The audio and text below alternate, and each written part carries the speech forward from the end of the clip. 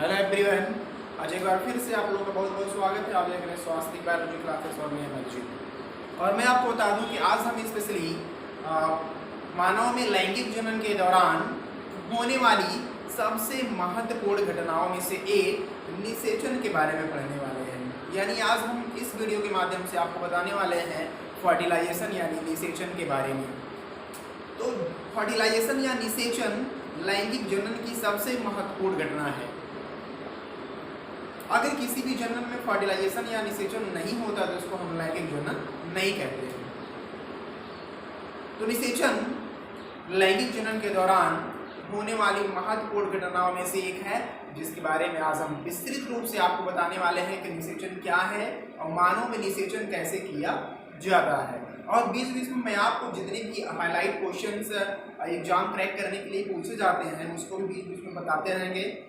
तो आप वीडियो के लास्ट तक बने रहिए और ध्यान से देखते रहिए फर्टिलाइजेशन और निषेचन मानव में कैसे होता है, कब होता है और कहाँ किया जाता है। तो आज बहुत अच्छे सरल ढंग से आप जानने वाले हैं निषेचन के बारे में। तो आइए बिना देर के शुरू करते हैं निषेचन के बारे में और बहुत सरल ढंग से आपको बताते हैं कि निषेचन है क्या और मानव में निषेचन कैसे किया जाता है। ठीक, तो सबसे पहले मैं आपको बता दूं कि अभी तक हमने जिन जिन टॉपिक को पढ़ा है, जिन जिन टॉपिक्स के बारे में स्टडी की है, उनमें आपका है male reproductive system, female reproductive system, spermatogenesis and oogenesis, और इसके बाद हमने मेंस्ट्रुअल साइकिल के बारे में भी बात की है। मैंने आपको इसलिए बताया है क्योंकि आप पिछले वीडियो को अगर ध्यान से देखेंगे तो यह प्रोसेस समझने में बहुत ही सरल लगेगा, क्योंकि यह जो प्रोसेस है यह पीछे के टॉपिक से रिलेटेड है। इसलिए आपको करना क्या है कि अगर आपने पिछला वीडियो नहीं देखा है तो आप चैनल को सब्सक्राइब करिए और जितने भी वीडियो लैंगिक जनन से रिलेटेड हैं सब चैनल में मौजूद हैं। आप पिछली वीडियो को देखिए ताकि यह जो प्रोसेस है वह बहुत सरल ढंग से आप समझ पाएं। तो चलिए आगे बढ़ते हैं और बताते हैं क्या है निषेचन और शुरू करते हैं निषेचन के बारे में। तो सबसे पहले क्योंकि आप पढ़ रहे हैं मानव रिप्रोडक्शन के बारे में, मानव में लैंगिक जनन के बारे में, तो सबसे पहले तो गैमेट्स आप जान लीजिए कि मानव में जो गैमेट्स होते हैं उनमें हम नर युग्मक यानी मेल गैमेट्स को स्पर्म या शुक्राणु बोलते हैं तथा मादा यानी फीमेल गैमेट को हम ओवम यानी अंडाणु बोलते हैं। तो गैमेट्स को जानना बहुत आवश्यक है। गैमेट्स बनते कैसे हैं? गैमेटोजेनेसिस के दौरान बनते हैं, स्पर्मेटोजेनेसिस और oogenesis। तो नर युग्मक को हम क्या कहते हैं? स्पर्म कहते हैं। मादा युग्मक को हम क्या कहते हैं? अंडाणु कहते हैं। अब बात आती है निषेचन किसे कहते हैं? तो नर युग्मक शुक्राणु तथा मादा युग्मक अंडाणु के आपस में संलयित होने के पश्चात युग्मनज निर्माण की प्रक्रिया को हम क्या कहते हैं? निषेचन कहते हैं। सरल शब्दों में आप कह सकते हैं कि नर युग्मक शुक्राणु तथा मादा युग्मक अंडाणु के आपस में संलयित होने की प्रक्रिया को निषेचन कहते हैं, फर्टिलाइजेशन कहते हैं। ठीक, यहाँ पे आप देख सकते हैं मेल गैमेट और फीमेल गैमेट। मेल गैमेट को हम क्या कहते हैं? नर युग्मक, यानी नर युग्मक को हम क्या कहते हैं? शुक्राणु, और मादा युग्मक को हम क्या कहते हैं? अंडाणु यानी ओवम।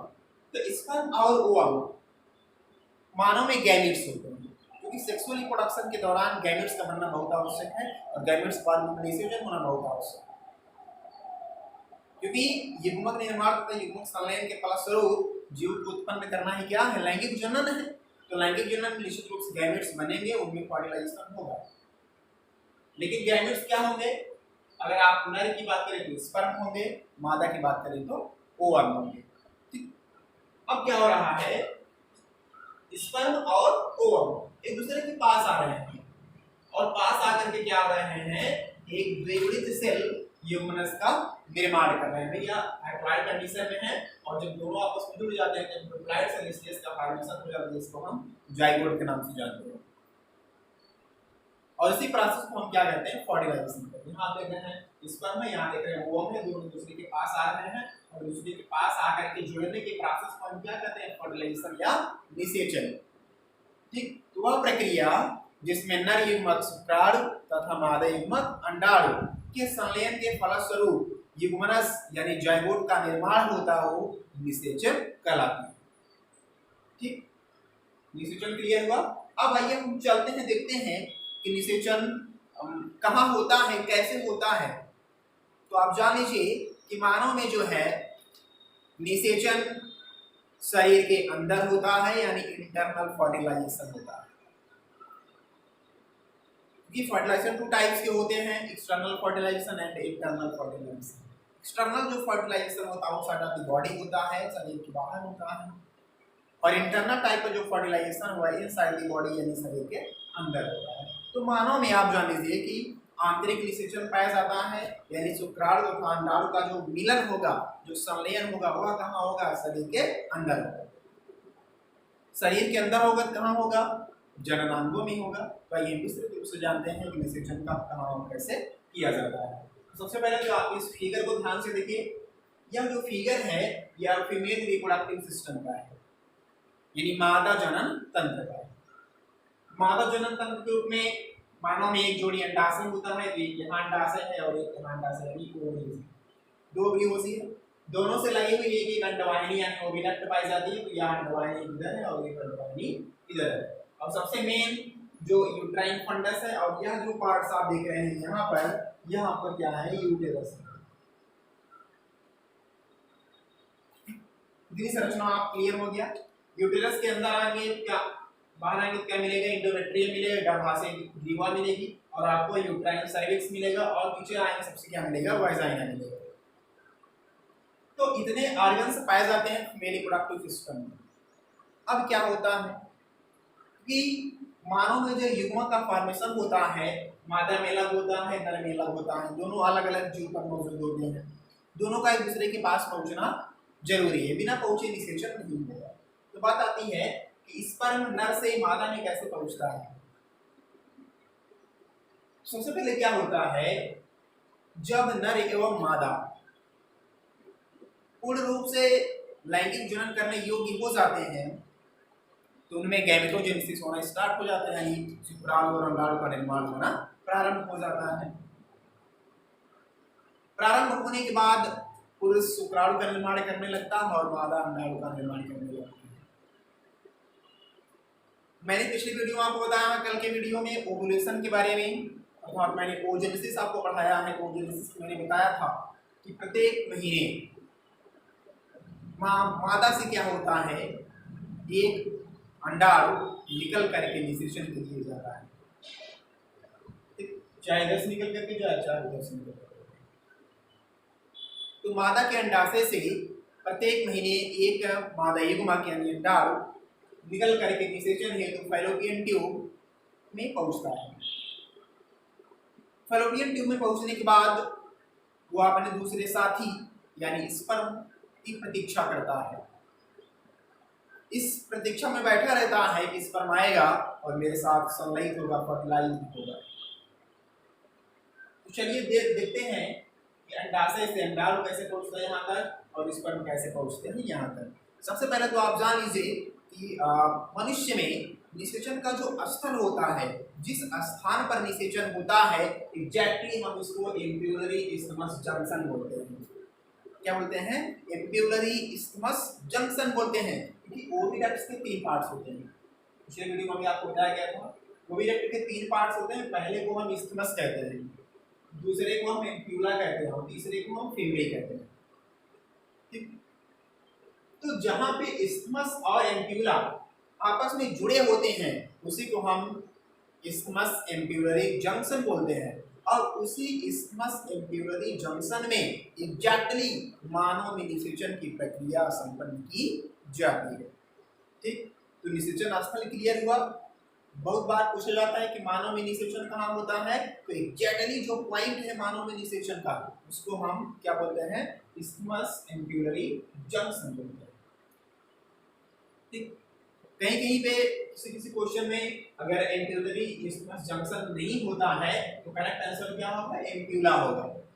ठीक, कभी भी इस्थमस में निषेचन नहीं होता है, निषेचन हमेशा कहाँ होगा? एम्प्यूला में। एग्जैक्टली अगर आपसे पूछा जाए कहाँ होता है तो एम्ब्यूलरी इस्थमस एम्ब्यूलरी जंक्शन में।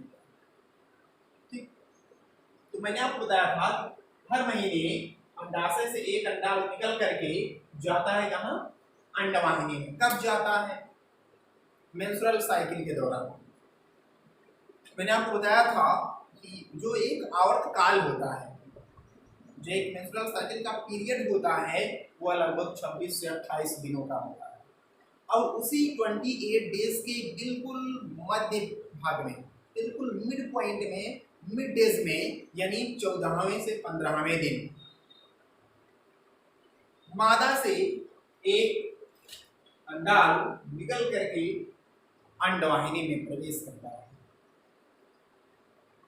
ठीक, तो पूछा जा सकता है आपसे कि मेंस्ट्रुअल साइकिल के दौरान किस दिन ओव्यूलेशन का प्रोसेस होता है? तो ओव्यूलेशन का प्रोसेस बिल्कुल मध्य में, यानी 14 से 15 दिन, 14वें से 15वें दिन ओव्यूलेशन हो जाता है निश्चित रूप से, यानी अंडाशय से अंडाणु निकल करके अंडवाहिनी में चले जाते हैं।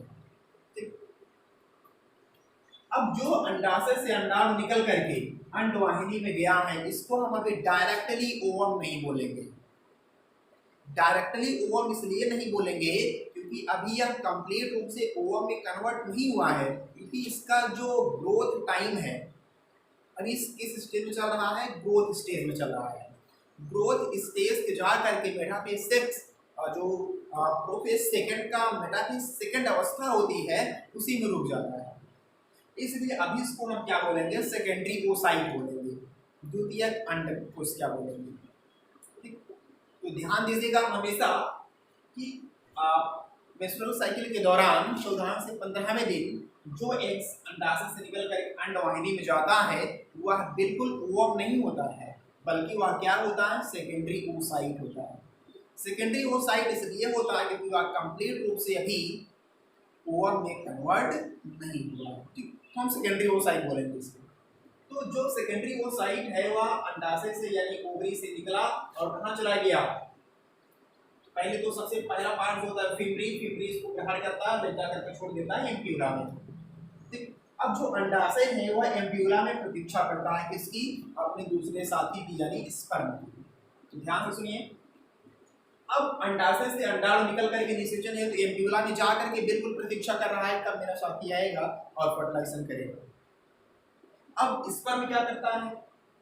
अब जो नर है वह नर एवं मादा जो सेक्स के दौरान जो नर है वह अपने स्पर्म यानी स्पर्म जिसमें होता है सीमेन को निकाल देता है वाजाइना में। तो सीमेन पेनिस से निकल करके कहाँ पहुंचता है? वाजाइना में पहुंचता है। और उस स्पर्म में क्या है? सीमेन है। और उस सीमेन में क्या है? बहुत सारे मिलियन ऑफ स्पर्म स्विमिंग करते हुए पाए जाते हैं। तो जैसे ही सीमेन निकल करके वाजाइना में आया, इसमें जो स्पर्म पाए जाते हैं, आप यह जानते रहिए हमेशा स्पर्म में मिलियन ऑफ स्पर्म, बहुत सारे संख्या में स्पर्म छोड़े जाते हैं। इसलिए छोड़े जाते हैं क्योंकि कुछ स्पर्म निषेचन तक निश्चित रूप से पहुंचे, इसलिए ज्यादा संख्या में जो स्पर्म है वह रिलीज किए जाते हैं सीमेन के द्वारा। तो सीमेन आया वाजाइना में और सीमेन क्या है? स्पर्म। अब स्पर्म क्या करेगा? तैरते हुए सीधे बहुत तेजी से दौड़ते हुए पहुंचेगा कहाँ? गर्भाशय में। गर्भाशय से कहाँ चला जाएगा? स्टमस में चला जाएगा।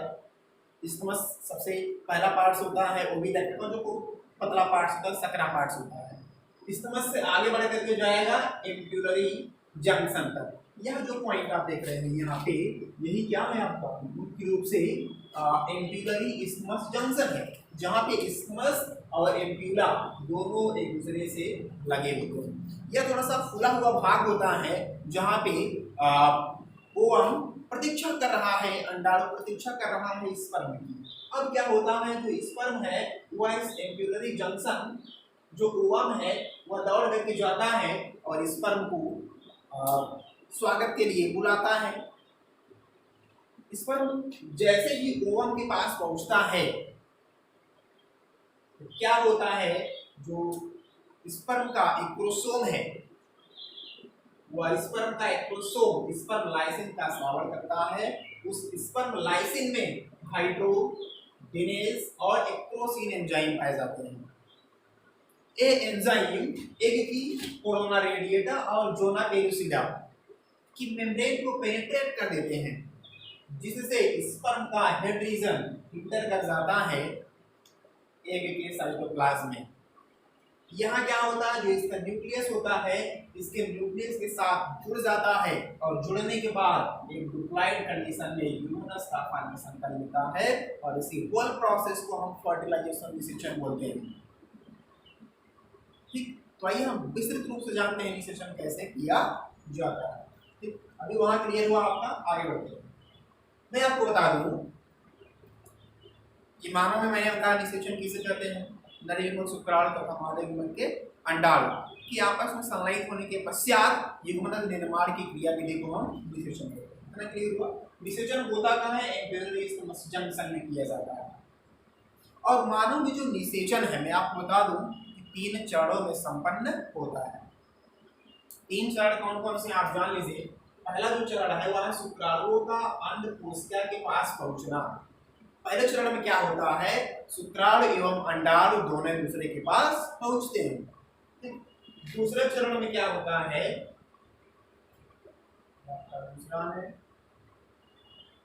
दूसरे चरण में क्या होता है, शुक्राणु द्वारा अंड कोशिका का भेदन, यानी शुक्राणु अंड कोशिका में प्रवेश कर जाता है। तीसरे चरण में क्या होता है, शुक्राणु के केंद्रक और अंडाणु के केंद्रक का संलयन, यानी शुक्राणु का जो केंद्रक है वह अंडाणु के केंद्रक के साथ जुड़ जाता है। तो इन 3 चरणों में कंप्लीट रूप से निषेचन किया जाता है। ठीक, आइए हम तीनों चरणों को विस्तृत रूप से आपको बताते हैं। सबसे पहले क्या होता है, शुक्राणु का अंड कोशिका के पास पहुंचना। बिना पहुंचे निषेचन नहीं होने वाला है और दूर तक जाना भी है। अंडाणु सबसे पहले आप जान लीजिए, अंडाशय से निकलेगा। कब निकलेगा, मेंस्ट्रुअल साइकिल के दौरान 14 से 15वें दिन निकल करके कहाँ चला जाएगा, एम्ब्रियोनरी इस्थमस जंक्शन पर चला जाएगा और वहीं प्रतीक्षा करेगा कि स्पर्म कब आएगा। ठीक, अब स्पर्म बेचारा क्या करेगा, बहुत तेजी से भागते भागते पहुंचेगा अंडाणु के पास। क्या करेगा, कैसे पहुंचेगा, एक बार मैंने बताया, फिर से रिपीट कर रहे हैं। शुक्राणु का अंडाणु कोशिका के पास पहुंचने के लिए नर एवं मादा एक दूसरे के पास आते हैं, लैंगिक जनन करते हैं। नर का जो पेनिस है वह वजाइना में एंटर करता है और अपने स्पर्म को वजाइना में छोड़ देता है। स्पर्म वजाइना में लगभग कई मिलियन संख्या में पहुंचते हैं। और अब क्या होता है इनमें, क्योंकि हमेशा एक स्पर्म का ही फर्टिलाइजेशन होता है। छोड़ेंगे कितने, मिलियंस ऑफ स्पर्म, बहुत सारे संख्या में स्पर्म होते हैं, लेकिन फर्टिलाइजेशन किसी एक से करना है। अब वो इनमें से कोई एक कौन होगा, कैसे चयन किया जाता है, इस बारे में आप जान लीजिए।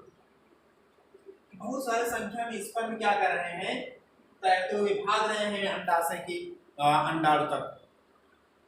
इनमें क्या होता है, जो स्पर्म सबसे शक्तिशाली होता है, सबसे तेज भागने वाला होता है, वह बहुत तेजी से भागते भागते पहुंचता है अंडाणु के पास। कि बहुत सारे स्पर्म इसकी अम्लीयता के कारण, यहाँ पड़ने वाले दबाव के कारण, एंडोमेट्रियम के एपिथेलियम कोशिका के भक्षण के कारण बहुत सारे स्पर्म जो है खत्म हो जाते हैं और कुछ 100 स्पर्म ही अंडवाहिनी में प्रवेश करते हैं।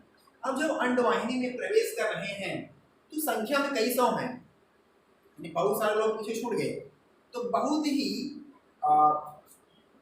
खतरों से भरा हुआ सफर होता है इनका।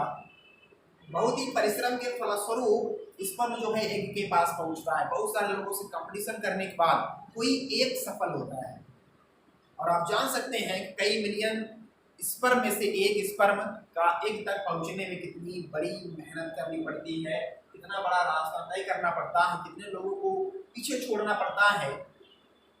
तो बहुत सारे स्पर्म प्रवेश करते हैं स्थिमस में।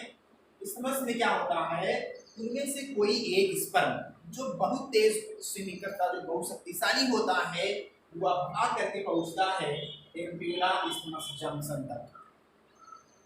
और जान रहे हैं आप कि एम्प्यूला इस्थमस जंक्शन वह पॉइंट है जहां पे मानव में निषेचन किया जाता है। यही पे इसका साथी इंतजार कर रहा है एग कि कब आएगा स्पर्म।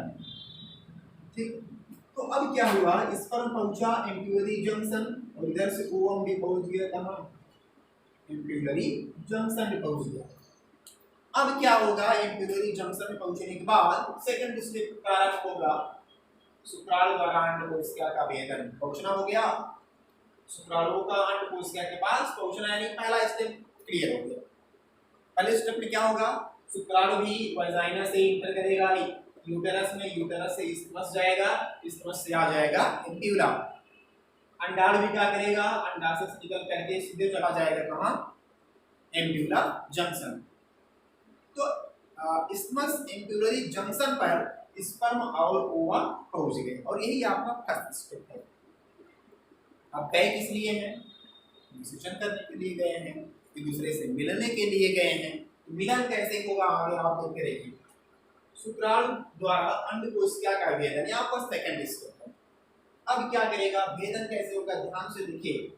मैंने आपको बताया है स्ट्रक्चर ऑफ स्पर्म में कि स्पर्म के सबसे ऊपर एक टोपी आकार की संरचना होती है जिसको हम क्या बोलते हैं, एक्रोसोम बोलते हैं।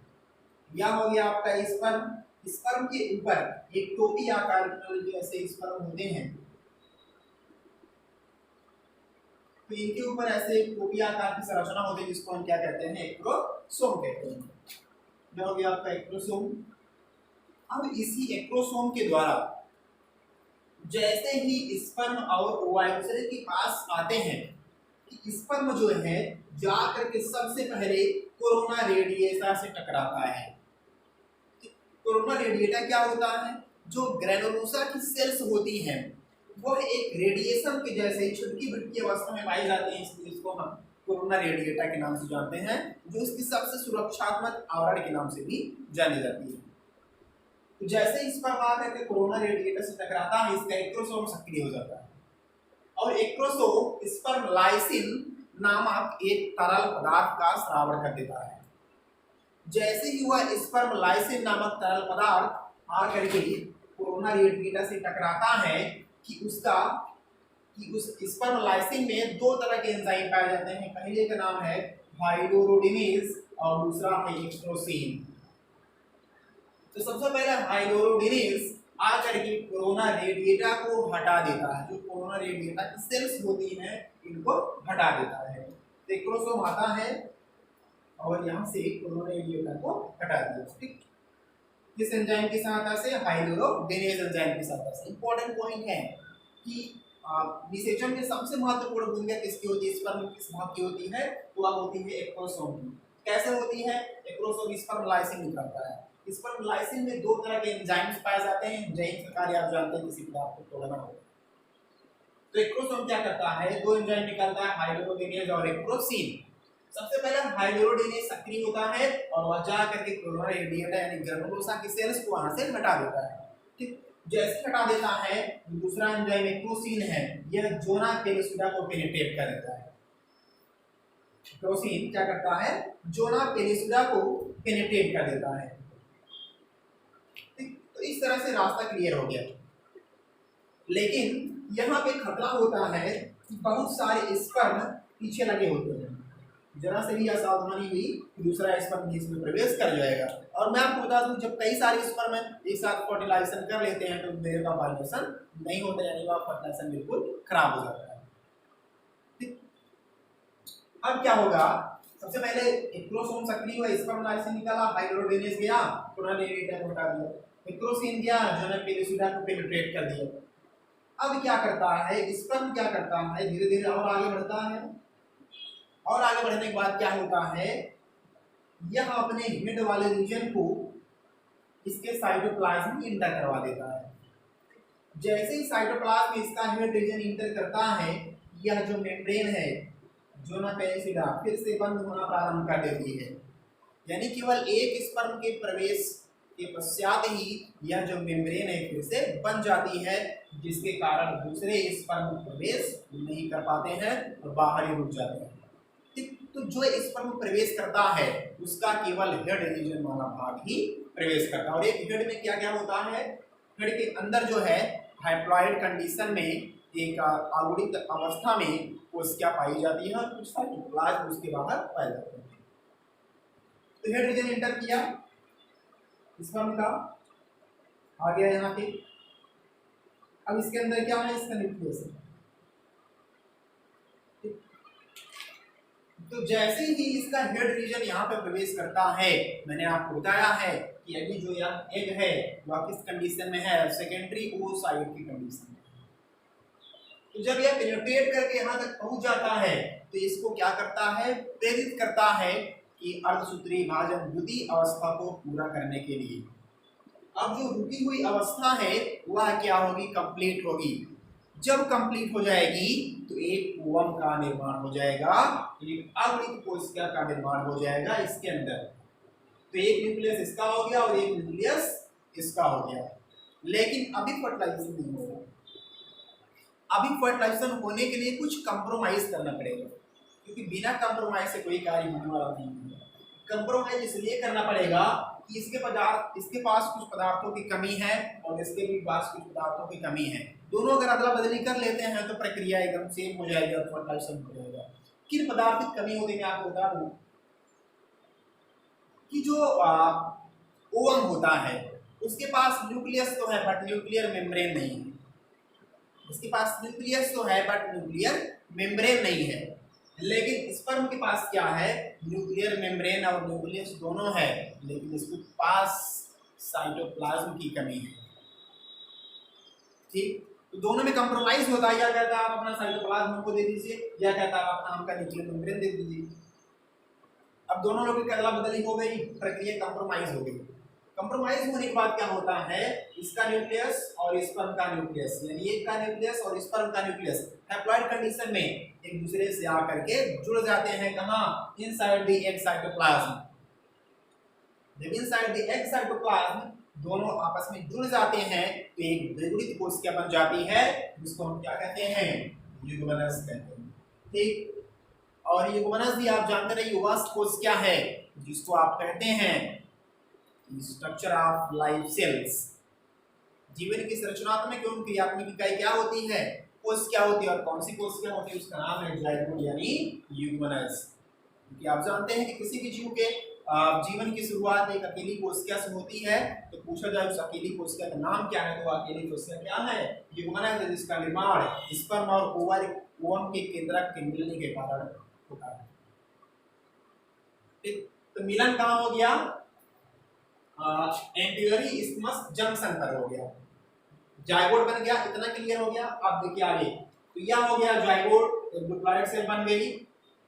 ट्रेन कंडीशन में जैसा कोरोना रेडिएटा है आपका जोना केलुसिडा है, दोनों में मेरी फिर से बन गई। आगे अब क्या होगा, यह जो फर्टिलाइज्ड एग्स है, यह फर्टिलाइज्ड एग 12 से 14 घंटे तक वहीं पड़ा रहेगा जहां पे इसका फर्टिलाइजेशन हुआ है, यानी एम्पिलरी इस्थमस जंक्शन में ही लगभग 12 से 14 घंटे तक पड़ा रहेगा।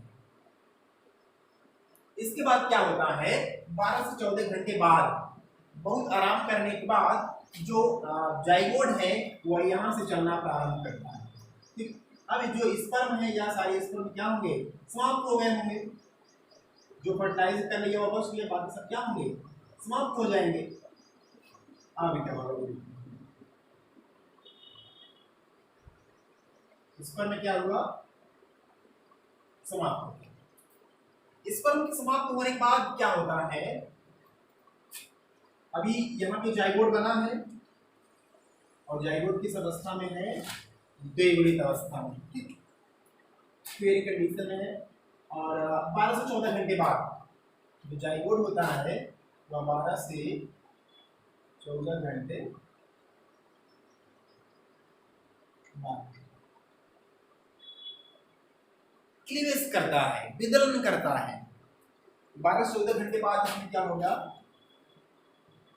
क्लीवेज होगा। विदलन प्रारंभ होगा। क्लीवेज में क्या होता है? क्लीवेज जो होता है होलोब्लास्टिक क्लीवेज होता है मानव में। इसमें क्या होता है, जाइगोट दो कोशिकाओं में परिवर्तित हो जाता है, लेकिन इस बार इनमें किसी भी प्रकार का वृद्धि नहीं होगी, आकार में वृद्धि नहीं होगी। तो क्लीवेज होगा। क्लीवेज में क्या होगा, समसूत्री विभाजन के द्वारा या जो जाइगोट है 12-14 घंटे बाद 1 से 2 कोशिका में विभाजित हो जाता है। जो जाइगोट है यह 2 कोशिकाओं में बढ़ जाता है 12-14 घंटे बाद एम्ब्रियोलरी इस्मस जंक्शन पर ही। अब क्या होगा, दूसरे दिन यहाँ से निकल करके और आगे बढ़ेगा, 2 से 4 होगा, फिर क्या होगा 4 से 8 होगा, 8 से 16 होगा। ठीक, मैं आपको बता दूं कि 8 से 16 1 से 16 तक पहुंचने के लिए, 1 से 16 कोशिकाओं तक पहुंचने के लिए इसको लगभग 5 से 7 दिन लग जाते हैं। तो लगभग 5 से 7 दिन बाद यह जो है 16 सेल में कन्वर्ट हो जाता है। कौन जाइगोट? लगभग 5 से 7 दिन तक यह जो है एक कोशिका से लगभग 16 कोशिका बना लेता है। और जब एक कोशिका से लगभग 16 कोशिकाएं बन जाती हैं तो वे सभी कोशिकाएं आपस में इकट्ठा होकर के एक सॉलिड बॉल लाइक स्ट्रक्चर्स का निर्माण कर लेते हैं, जिसको हम क्या कहते हैं, मारुला कहते हैं। यहाँ देख रहे हैं, सबसे पहले क्या हुआ, एक जाइगोट है, जाइगोट में क्या हुआ, 2 सेल हुआ, 2 सेल के बाद क्या हुआ, 4 सेल हुआ, 8 सेल होगा, और उसी तरह से क्या होगा, 8 से 16 सेल का फॉर्मेशन हो जाएगा। और जब 16 सेल बन जाती है उसको हम क्या कहते हैं, मारुला कहते हैं। इस 16 सेल बनने के बाद